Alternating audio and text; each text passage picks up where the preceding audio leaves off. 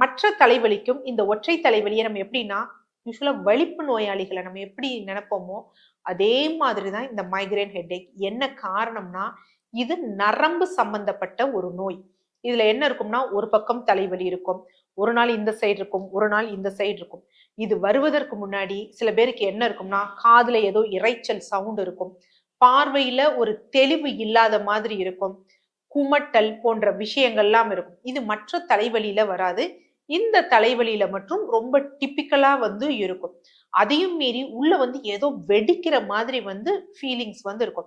So இந்த மாதிரி எல்லாம் இருந்தது அப்படின்னா அவங்களுக்கு மைக்ரேன் ஹெட்டேக் இருக்கு அப்படிங்கறத தெரிஞ்சுக்கணும். ஸோ இது எதனால வருது அப்படின்னா நமக்கு தெரிஞ்சு போச்சு. எதனால அப்படின்னு பாத்தீங்கன்னா நரம்பு சம்பந்தப்பட்ட ஒரு விஷயம் அப்படிங்கிறது. ஸோ நரம்பு அப்படின்னாலே வாதம் அப்படிங்கிறது ரொம்ப முக்கியம்.